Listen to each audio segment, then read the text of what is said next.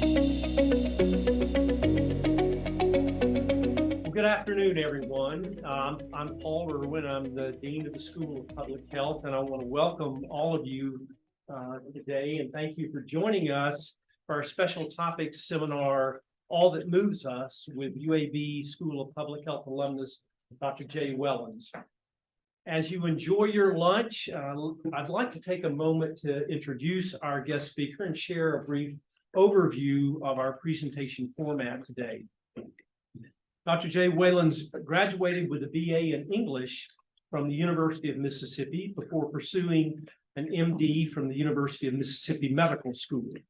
He then completed his residency in neurologic surgery at Duke University, followed by a one-year fellowship in pediatric neurosurgery here at UAB and at Children's Hospital of Alabama. After completing his fellowship, he remained on faculty at UAB for 10 years, during which time he completed a Master's of Science in Public Health from our School of Public Health. I'll go off script just a minute. For those of you who may be less familiar with the different kinds of trainings or residencies and fellowships after one completes medical school, suffice it to say that I remember as a medical student seeing this annual roster of residents, and you would read, year 3 internal medicine and occasionally year 4 for a chief resident. Of course, surgery would be year 4 surgery residents or year 5. And then there was neurosurgery, year 6 neurosurgery residents, year 7 neurosurgery resident. And it just seemed to go on and on. It's like they were grandparents before they left. But they do have that distinction, I think, still of having the longest period of training, and for good reasons. Somebody working in my head, I would want to be at the highest level of training as well. But having been at Vanderbilt University Medical College since 2012, Dr. Wellons currently holds the Cal Turner Chair of Pediatric Neurosurgery and is Chief of the Division of Pediatric Neurosurgery at Vanderbilt University Medical Center, and the Moreau Carrel, is that the right pronunciation? Junior Children's Hospital at Vanderbilt. He is professor in the departments of neurologic surgery, pediatrics, plastic surgery, radiology, and radiological sciences, and is also vice chair of the Department of Neurosurgery. Dr. Wellons has participated as a site investigator in 2 multi-institutional research networks centered on pediatric hydrocephalus and Chiari malformation, surgical and patient-centered outcomes, and has also been a contributor to the New York Times Sunday Review, Time, Garden and Gun Magazine, NPR's Fresh Air, and OprahDaily.com. In his book, All That Moves Us, and I think a number of you have your copy with you here, Dr. Wellons shares some of the profound lessons learned from the children and parents that he has cared for the last 30 years. During this next hour, we'll hear more about these experiences that have shaped his professional career. Please join me in a warm welcome to Dr. Jay Wellons. So I want to start off by thanking Ebony. Ebony, look, I just want you to see I'm putting the hat on, putting the flag on. Ebony, you've been wonderful in navigating the whole process. So thank you. Sarah, it's nice to meet you today. And Dean Irwin, thank you for the nice introduction. I do want to call out 2 people that are, I think, really the reason why I'm here. The first would be Gary Cutter, who somehow entranced me to taking a single class in clinical trials. I was, I don't know if they still have it here, but it was a kind of a semester-long Wednesday, 2 hours where clinicians would learn a little bit epi, a little bit of biostats, a little bit of clinical trialism, and it was just a terrific experience for me. And I had a conversation with Dr. Cutter. He was you should just take a class. There's no harm. Just try to take a class. Come on, you're a neurosurgeon, you have enough time, So, so all of a sudden I took a class and I was hooked. And so, which leads me to thank the second person, which is Jeff Blount, who's over here in the blue shirt. And Jeff, thank you for being here. And Jeff was this wonderful partner in pediatric neurosurgery here for 10 years. And I'm just so grateful for your influence and friendship. And it was Jeff and Kurt Roselle and Paul Graben, who was here, and then Jeff Johnson, who were kind enough to allow me to have time to take one class at a time for about 3 years to get my degree. So I'm very grateful for that. So thank you to both. So I thought I would talk a little bit and then read a little bit and then take questions.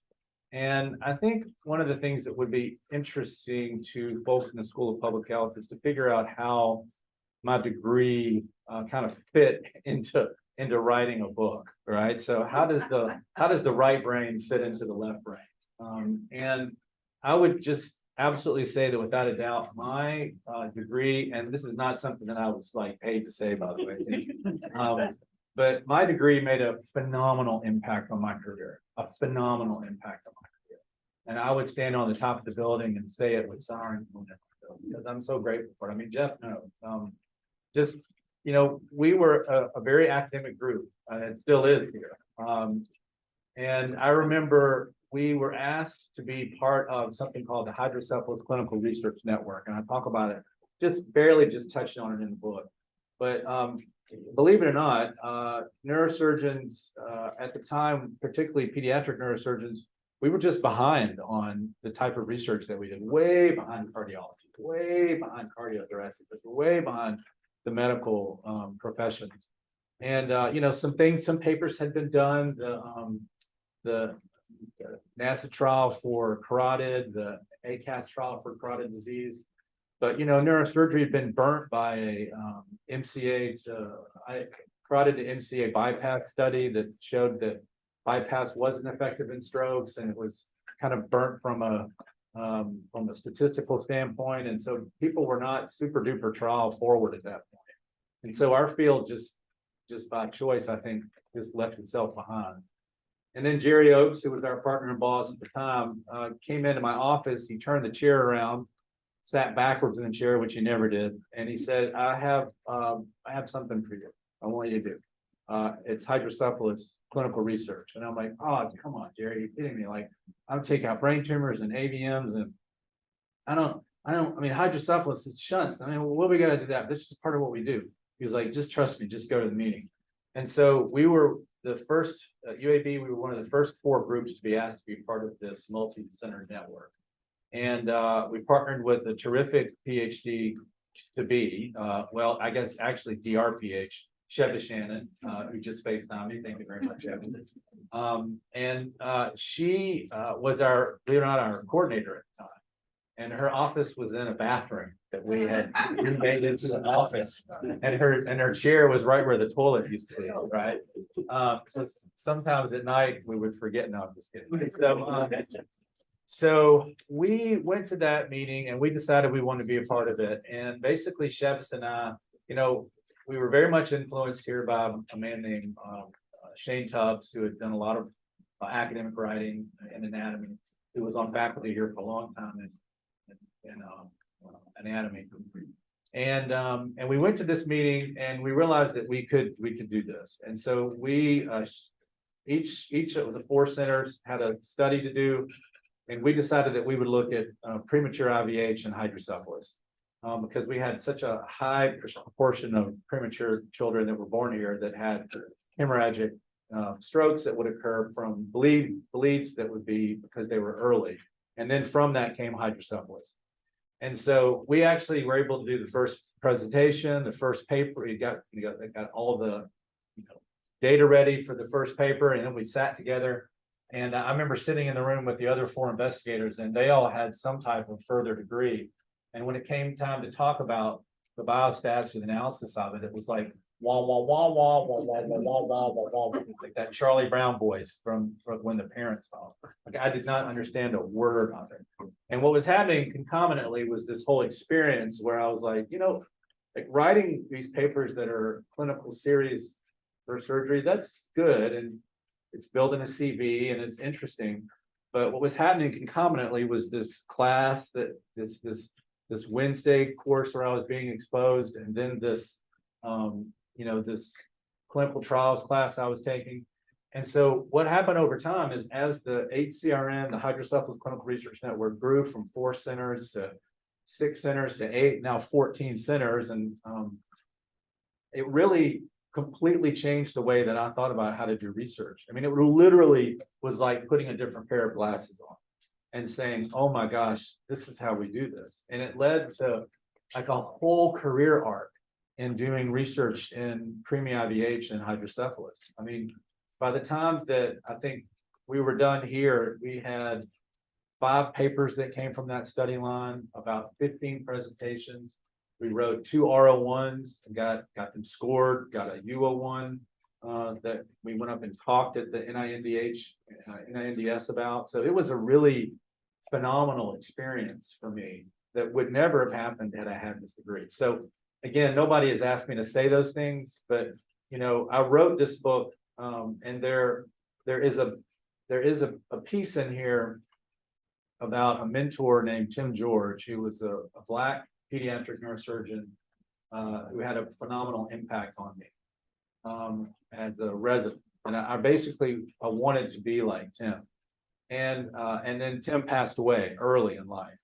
And I had an experience with him where as a resident, I used to go into his office and sit at his desk and do some of those kind of Excel kind of spreadsheet data for a clinical review of 10 to 20 patients. Maybe a comparison, but probably not a comparison. And so often, I'm just going to read this one paragraph that I think is important. And that is, I'll just say this. I took out my first pediatric brain tumor with Tim. I wrote my first academic paper with him and followed him into pediatric neurosurgery because I was drawn to who he was and how he did things. In the elective year in the middle of my residency, Tim would allow me to use his office at night and on the weekends to work on databases and write academic papers. Those days in his office presaged the fact that clinical research would become a significant part of my career.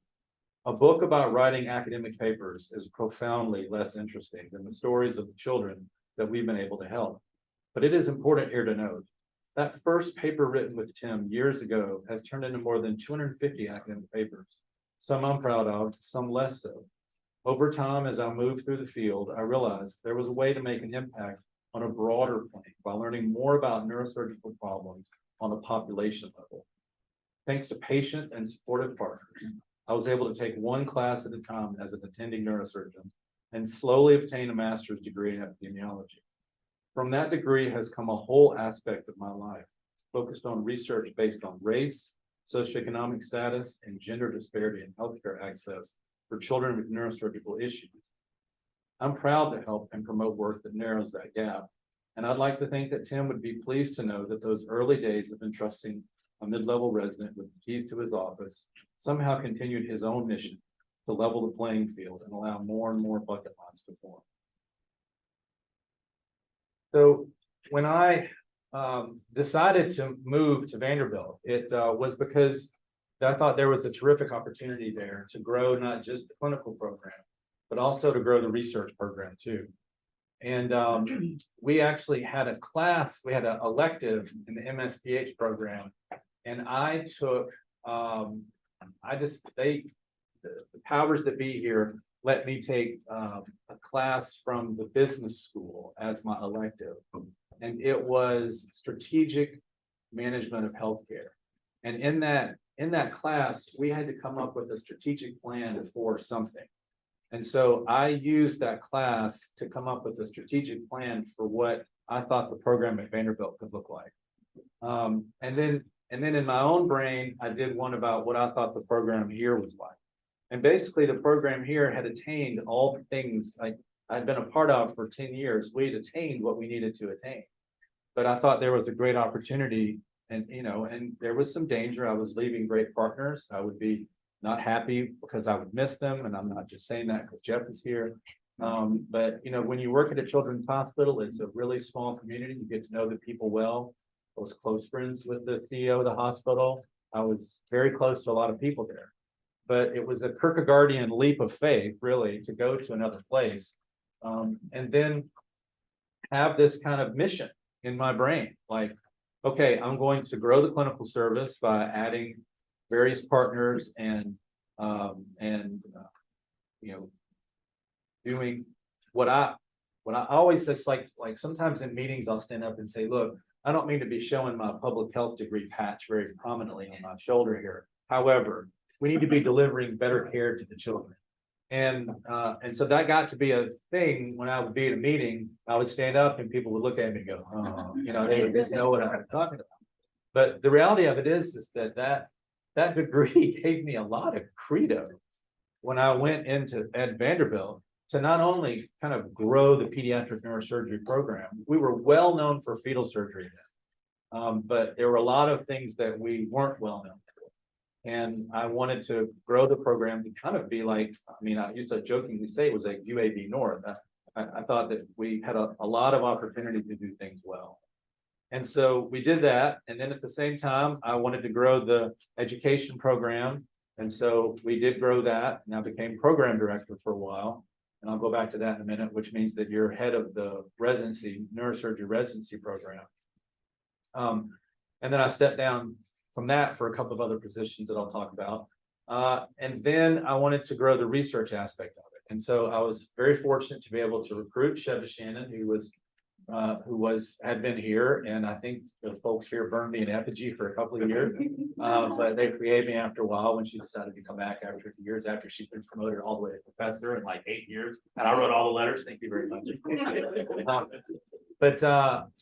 But what Shevs and I, we had the opportunity. It was just like a blank piece of paper, and I just, when I negotiated to go up there, I just said, look, it's really important to me that we build a research program that's clinical research that's embedded into the clinical day. Like you talk about reporters that are embedded in the field in the military. And I really wanted our researchers to understand the clinical day and understand what we were doing.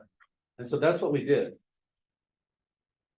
And we started out by calling it the Vanderbilt Pediatric Neurosurgery Clinical Research Initiative. It just rolled right off the tongue. The sign was like, twice the width of my hand. But we had offices, we had a sign, and we started writing papers. And some of the papers were left over from here, and some of them were ones that we came up with there because nobody had been writing about anything up there. And they were good papers. They were not level 3 evidence papers. They were level 2 evidence and some level 1 evidence as we joined these national networks. And so after 2 years, the head of the section of surgical sciences, which is over all of the surgeons at Vanderbilt, said, hey, we want to break down your research program. We want to break down your research program because we want to give you more funding so that you can build it for all the surgeons at the Children's Hospital. And so Shevs and I jumped at that. We called it SOCS, the Surgical Outcome Center for Kids. And basically what we did was we used what she had learned in this building and I had learned in this room and the room next and some of the other rooms to build this clinical research infrastructure for all the surgeons at the Children's Hospital. So I used to always talk about there being 21 steps between hypothesis generation and manuscript resubmission. And it was basically a way to help our surgeons who were interested in doing clinical research navigate those 21 steps. So they have a question. So, how do you define the question better? How do you do the research? I'm telling you guys things that everybody, the teachers here taught me, but how do you navigate the IRB appropriately? How do you put together the correct data? How do you get it in a database that the biostatisticians can read? How do you discuss with the biostatistician in a way that they don't think you're an idiot and you don't understand what they're speaking about? So how do you speak that language? Because that's important. How do you analyze it once the analysis is done? How do you put it into paper? How do you present it at a national meeting? How do you get it to a journal? There's so many steps that are in there that when people come in and they want to be an academic surgeon, you get pulled to the OR so much. Sometimes the hospital wants you pulled to the OR because you generate revenue. When you're in academics, you need to have help in order to get this work done. So SOX went on for several years and it was really popular. I mean, if I had slides, I would just, show you, like how many studies that were published and how many presentations that were done and how many grants that we were able to get. And UAB was part of the same grants, the HCRN, we got a PCORI grant for a study. We had another PCORI grant for a Chiari-1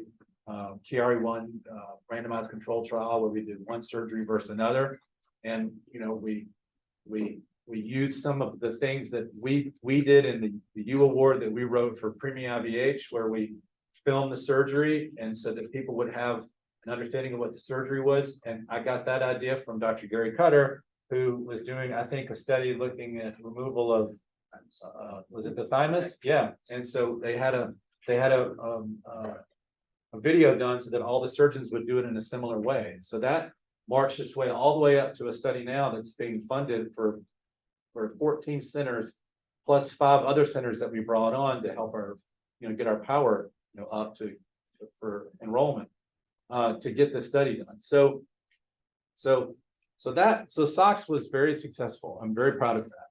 And then about 3 years later, a new head of the section of surgical sciences came in and said, hey, we want you to be the vice chair of surgical sciences for clinical research and to build something like that on the adult side. Okay, so then I went to the adult side and I said, well, thoracic surgery is doing a great job doing clinical research, but cardiac surgery is doing a ton of cases, but they don't do any clinical research. And oh my gosh, the SICU, they're doing so many papers and they've got 4 R01s. But then I look over here at neurosurgery and they're kind of doing their own thing. And plastic surgery is really not, they got a new chairman in there. So it didn't make sense to rebuild a SOX. I was gonna maybe we could call it shoes and socks, something like that, right? But it made no sense to build that, because what I really realized is that just because something is siloed does not mean that that's bad, right? That's silos on a farm are important. That's where they store the grain, right? And so let's not break down thoracic surgery silo, but let's figure out what it is that every group needs to make them more successful. So I sent out a red cap survey, to everybody in the section, and I had 75% people, which is phenomenal for a bunch of surgeons, basically come back and say, I said, what are the things that you need? And I can't believe I'm admitting this to my sitting here in my school of public health, but I did it free form. I just wanted an essay.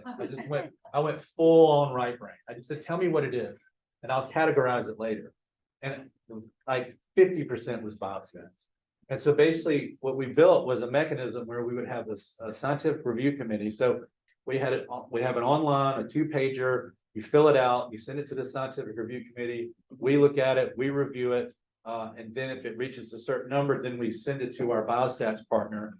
And as that continued to ramp up, as more surgeons use it, then we were able to garner more funding from the section to make that biostats mechanism bigger, until now the past 3 years have shown of papers and of presentations and of grants. And so I'm very pleased with that too. And that affected really both of these things, SOX and the adult mechanism. It had a phenomenal impact on hundreds of surgeons at Vanderbilt. Okay. And then I mentioned that I had the opportunity to be program director. But when I was program director, I realized that our residents, it's a 7-year program. And our residents were at a 75th and 80th percentile of cases. And so they're in the middle, there was 2 years in the middle where I needed to figure out something for them to do. And so I created 3 tracks. One was a basic science track, one was an enfolded fellowship track if you wanted to learn endovascular neurosurgery, and one was a clinical research track where they identified mentors, and then they enrolled in a degree at either the School of Public Health or the MSCI program. I got our department to help fund it. I got scholarships from the school. And we had 8 residents during my 5 years as program director get MSPHs. And would you guys believe that 4 of those residents are now back on faculty at Vanderbilt, all doing large research, on skull-based tumors using that MSPH, or on acoustic neuromas as a separate mechanism, or on concussion, or on spine. And so I say all that to say that, honest to goodness, it was in this room, putting these glasses on that it was where this impact was made. And so that's why I'm really pleased to be back here to have the opportunity to really say thank you. I mean, I'm honored to have the opportunity to talk about the book, and I'm honored to have the opportunity to talk about writing. But honest to goodness, I really don't think this would have happened had I not had the opportunity to really spend that time, helping other researchers do their research. I think, a wise person told me, like, don't ever pass by the opportunity to do something good for somebody else. It was Ann Patchett, the writer, actually. And so for me, I've recently stepped down as the head of SOCS, and I've stepped down as the vice chair of clinical research, so I could focus more on my writing, because these things are up and going, and they're successful, and they're at a whole nother institution, and they're impacted because of a person who allowed one person to take one class at a time. So I'm very appreciative. So that's the first thing I want to talk about, and then I want to take some questions. But I want to answer a question that somebody will probably ask me, and that is, why do you write? Like, why did you write this book? I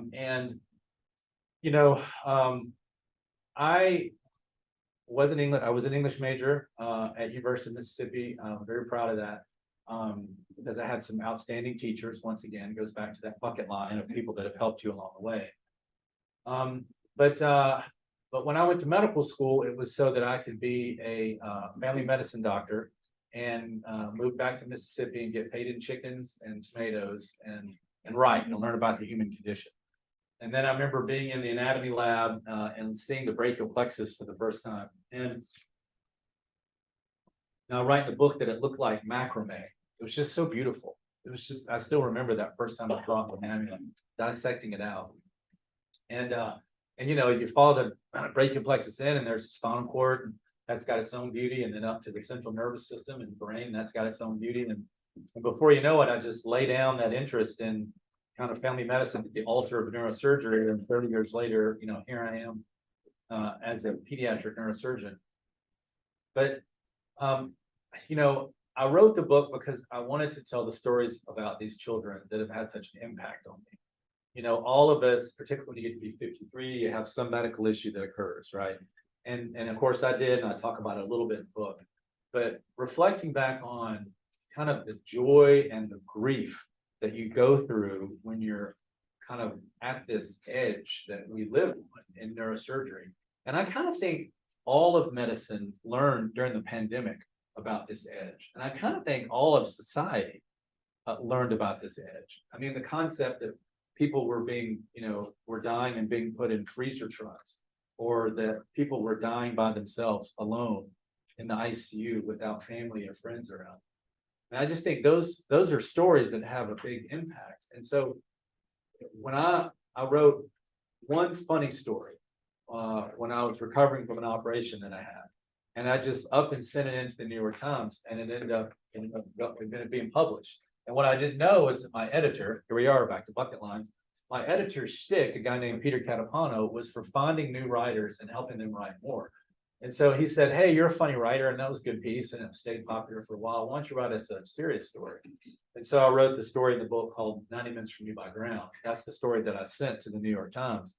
And as opposed to like getting emails from Jeff and other pediatric neurosurgery colleagues that, hey, you're a funny writer, I got hundreds of emails from around the world about how grateful they were for that story that I wrote, the serious story. And I'll let you guys read it, but at the end of the day, it is a story about hope and about how you don't know all that you're doing now, what impact it's going to have in the future, and how it can have a broad impact, and how it can have a phenomenal impact on one person's life. And I think that the COVID-19 was just kind of raising its head over from Wuhan to Italy, and there was a lot of angst, and putting a piece out that had hope made a difference. And so I realized, maybe there's a place for hope in a book. And so I started writing these stories, and I ended up getting an agent, and that agent was terrific, and paying a Random House was wonderful, and I had an editor, and all of a sudden I'm on a Zoom screen with 2 publicists and an editor and the head of nonfiction at Ping a Random House, and it was crazy, right? And but out came the book. And so one reason to write is to write because you you want to tell stories, and because you want to try to reach this basic level of truth that connects with other people. Because I do think that there are these underlying series of truths and realities that we all have in this life. And again, it can be joy, it can be grief, it can be just that phenomenal feeling of gratitude that you have. It could be a sorrow. These are just things that we witness in this life, and you witness it, I think, in spades in the book, but also in our field. Now, one of the interesting things that happened to me on book tour is last year is that my friend Ann Patchett, who's a wonderful fiction writer, and she blurbed the book, and I was grateful for that. She said, look, anytime you're in a city that has an independent bookstore, you should just go by and sign, because every bookstore can sign books, even if you're doing a reading or not. And so we had done Austin, Texas, and St. Louis, and Birmingham, and we had done Atlanta, and we decided to take a break. And my son had an ultimate frisbee tournament over in North Carolina, so we went over there to Asheville and did the French Broad River, and then there was a bookstore there called Malaprops, and I was like, hey, I'll go sign. And literally that day, the New Yorker had put out a review of the book, and it was very positive, and I was on cloud nine. So I go to Malaprops and I look in the window, and there's no book there. Oh, it must be inside on the hot nonfiction. So then I walk inside and I look at the hot nonfiction table, and there's nothing there, and I'm like, well, maybe they must have sold out of it or something. So I go to the window, and the time, there's a plexiglass there, and I'm like, oh yes, hello, yes, and so I say, look, I just read a book, All That Moves Us. It was reviewed in the New Yorker. I don't see a copy. I'm sure you guys are out of it, but do you have any in the back that you hadn't put out yet? I'm happy to sign. A friend of mine and Patchett said to come by here and sign all the books. That was awful. I said all of that, and they said All That Moves Us, All That Moves Us. Hold on one second. And so we walked to the back of the bookstore, and there in the yoga section was All That Moves Us. Because I think they'd seen the title and figured it was a yoga book, which is really ironic because I do yoga every day. But I said that day was the day that I established my confidence intervals, my high confidence of the New Yorker and my low confidence of being the yoga section. But that said, it was a really positive piece in the New Yorker about the book. But Jerome Groopman called me out on one thing, and he called me out on the fact that I wrote about gunshot wounds to the head in children, and I wrote about a girl that tried to commit suicide with a gunshot wound to her head, but that I didn't go to the next step, and I didn't talk about why there was access to guns and the impact of guns on society. And while I did get a little bit into opinion in the epilogue about COVID and some of the impact that COVID had on society and some of us as physicians and being from a small town in Mississippi and so forth, but I didn't. But I then decided to, and so that comes to the next reason why you write, and I think that's to change minds. And I don't want to get on top of politics or anything like that, but I do want to read a piece that I wrote for Time Magazine that came out after the shooting in Texas, where the children were killed in school. And it'll take me about probably 5 to 7 minutes to read it. And then I want to tie that back in, and then I'd like to take some questions. And the title of this is If Our Politicians Can See What We See, a pediatric neurosurgeon on gun violence. Warning, this is graphic. I still remember those 2 blood vessels deep in that boy's brain, shredded by a bullet fired into a crowded playground. The same bullet that blew fragments of one side of the teenager's skull into his brain on its way in, and a larger chunk of skull on the opposite side of his head off. There was so much damage that it didn't even look like a human brain. When he came in, blood was spurting of both the entrance and exit, up and out from those 2 injured deep vessels, as we would come to find out directly. How did he even make it to the hospital with this much damage? I remember thinking that as we moved him in unison from the stretcher to the OR bed. Most of the kids that are shot in the head die at the scene. That's been the case for as long as I've done this work.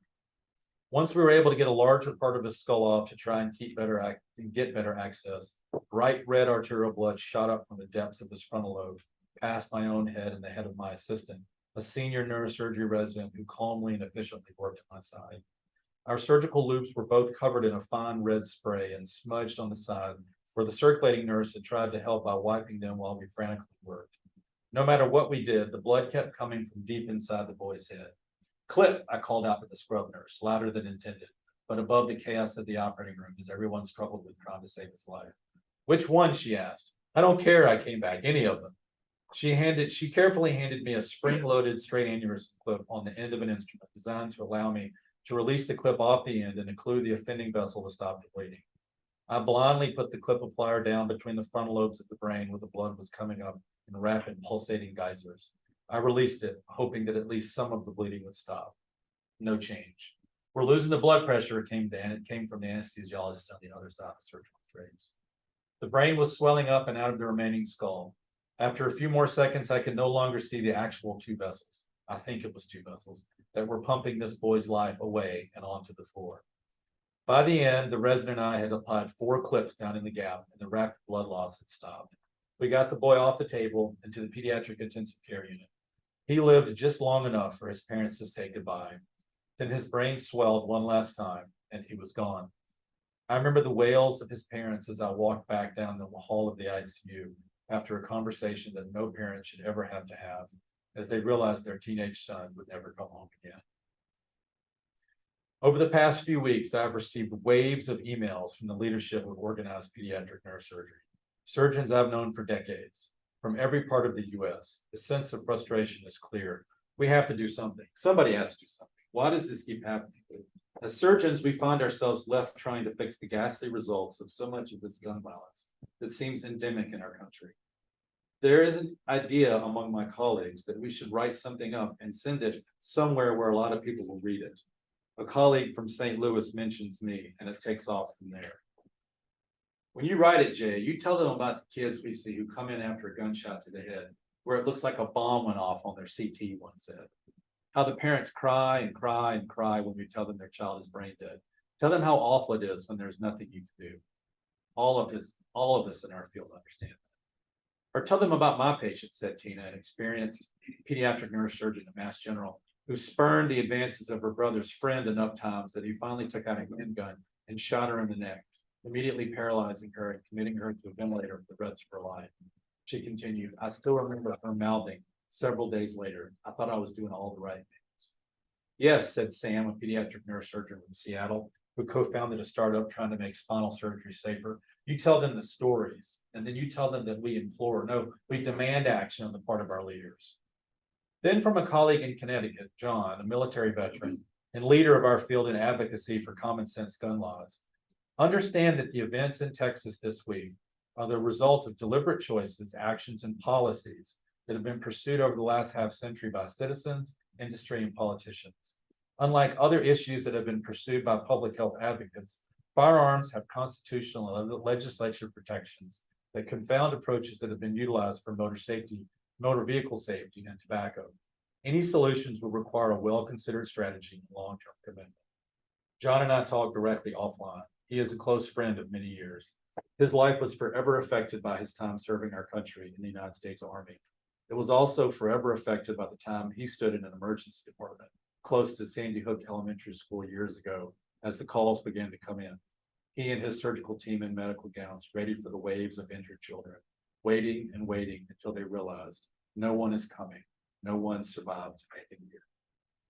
The emails from pediatric neurosurgeons all across our field continue to come in. Ideas, stances, arguments on how strong to come out with a position, how political to be, who to team up with. Should we act now or is it too late? Who do we call? Does anybody know a senator? All of it, the back and forth, the frustration, the anger welling up from a place of complete helplessness. Helplessness from pediatric neurosurgeons who, like many in healthcare, are used to leaning in, used to running towards the inferno, to saving lives, to seeing problems and doing something about them. Let me be clear, the death of children from any injury or any reason is heartbreaking. And the fact that gun-related death is the #1 killer of our children, more than motor vehicle collisions and childhood cancer, what our medical journals have been telling us over the last few months is a failure of our society and needs to be changed. Drills will not stop that first classroom a shooter enters from becoming a slaughterhouse. The reliable effectiveness of guards with guns is by now a proven fallacy. Finding a common ground between those on both sides should not be so very hard if we start with, no child should be shot at school. I am not a political person. In fact, as a son of the South, I've lived in Mississippi, North Carolina, Alabama, and now Tennessee. Guns and gun culture are second nature to me. My friends and I were brought up to understand the importance of their responsible use. Just a few months ago, I found my old .22 rifle as we cleaned out our family's Mississippi home of 50 years. I brought that gun home, cleaned it, and taught both my teenage son and daughter how to target, shoot, and be safe around it. The same day I found that gun in my father's old gun cabinet, however, I also found a baseball nestled in a little golden baseball glove and a trophy that was sitting on top of that same cabinet. It was signed by my entire Little League team that I played with as a 10-year-old. The fact that nearly 40 years ago, 2 of those 14 little boys lost their life to gun violence before reaching adulthood tells me that the effect of gun misuse on children has been around for a long time.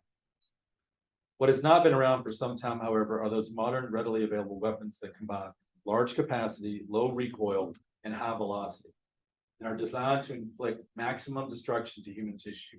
To be clear, surgical knowledge and weapons of war have always been partners.